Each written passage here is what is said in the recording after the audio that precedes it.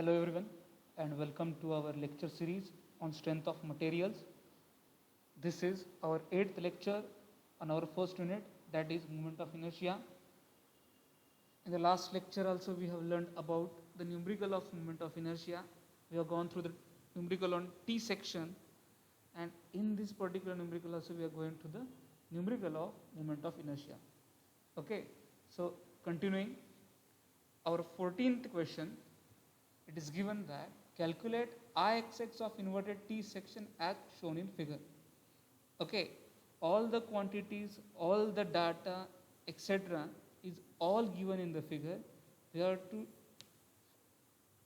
draw the figure which is already provided by the board or which is already provided in the question.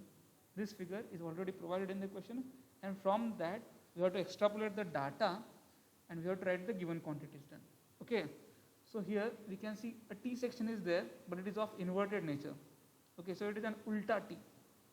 Okay, so that flange is at the bottom and wave is at the top.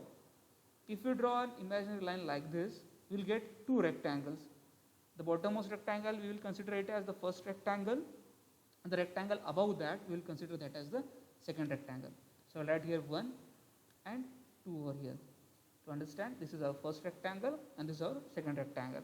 So the width or the breadth of our first rectangle is how much? It is 200 mm. Its depth is 12 mm. The width of second rectangle is 10 mm and its depth is 350 mm. So from that we can write given as d1 is equal to 200 mm. So this is b1 and it is 200 mm. d1 is equal to 12 mm. Similarly, b2 is equal to 10 mm and d2 is equal to 350 mm. What they have asked us to calculate? They are specifically given in question to find the value of Ixx. Okay, so in the section to find what we have tried, we have to find Ixx. Okay, the way to solve this example is same as that of our previous question. Okay, just the section is inverted, nothing else. All the steps will be same, but the flange is at the bottom and wave is at the top. In the previous question or in the last lecture, what we learned, that it was a upright T where flange was at the top and wave was at the bottom. Okay, so here it is inverse. So while solving, same thing we will do. As there are two rectangles involved over here, what we will write? Ixx is equal to Ixx1 plus Ixx2.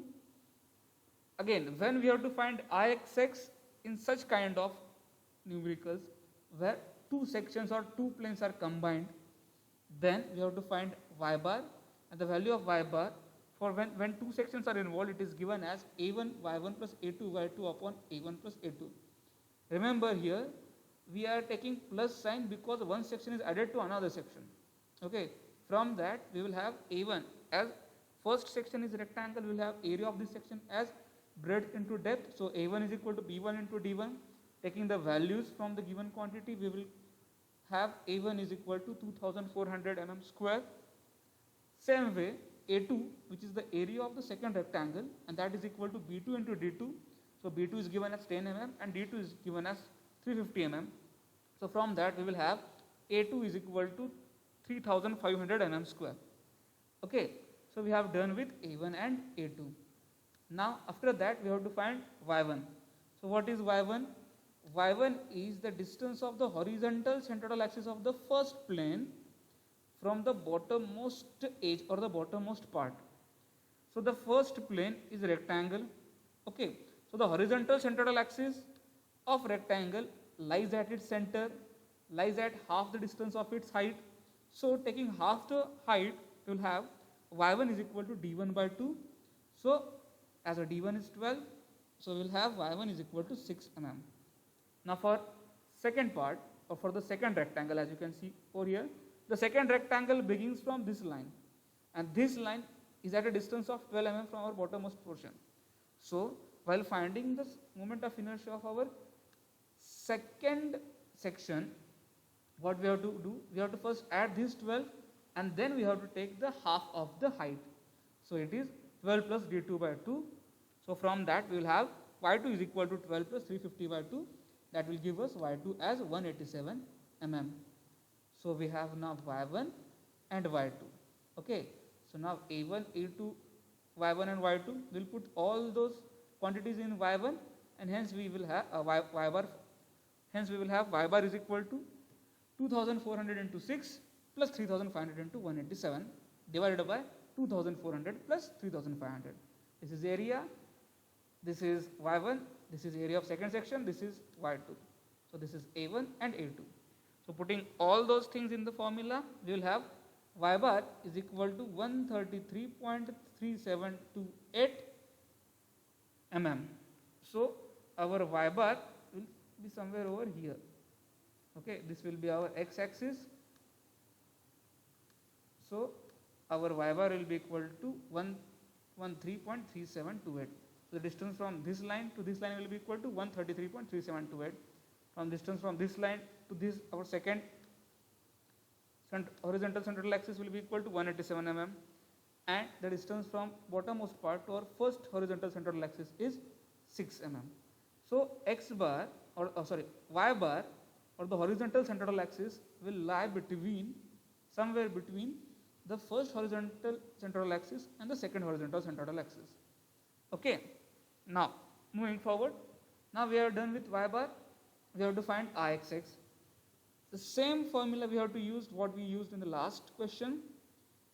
We will get Ixx1 by taking moment of inertia of this plane, that is the first plane about this horizontal central axis or around x axis. Okay, so here as the horizontal central axis of the first plane is parallel to x axis, we have to use the parallel axis theorem. So by using parallel axis theorem, we will have Ixx1 is equal to b1 d1 cube upon 12 plus a1 h1 square. Again, why we are using here b1 d1 cube? Because b1 d1 cube or bd cube by 12 is the formula for moment of inertia of a rectangle about its horizontal centroidal axis. Okay, so b1 d1 cube upon 12 plus a1 h1 square. What is a1 over here? A1 is the area of our first section, and h1 is the distance between the horizontal central axis of the first plane and the horizontal central axis of our whole plane, or it is distance between 1 1 and x. So this distance is our h1. So h1 is y bar minus y1. So putting all those values that we have calculated, we will get Ixx1 is equal to 27.6982 into 10 raised to 6 mm raised to 4. Okay, now remember, when you solve the examples, we have concluded that, or we have observed that students tend to make mistake while taking the values in their calculators. Okay, so while you take the values in your calculator, be patient and be focused. Okay, don't do it hastily, don't do it quickly. You are not to catch any train. Okay, so do very focusedly. Okay. Then next, similarly for Ixx2, we will do the same thing. Why? Because Ixx2 is what? Ixx2 is the moment of inertia of second plane about the horizontal central axis of the whole plane. So now the horizontal central axis of the second plane is parallel to the horizontal central axis of the whole plane. So xx, as it is parallel to 2 2, we will use the parallel axis theorem. So by using parallel axis theorem, we will have Ixx2 is equal to b2 d2 cube upon 12 plus a2 h2 square, where h2 is equal to y bar minus y2. What is h2? h2 is distance between the axis 2 2 and xx.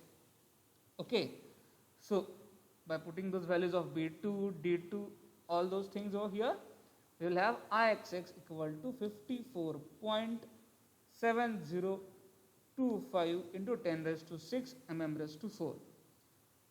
Okay, so we'll have Ixx1, we'll have Ixx2, then the final step will be to add those two moment of inertias.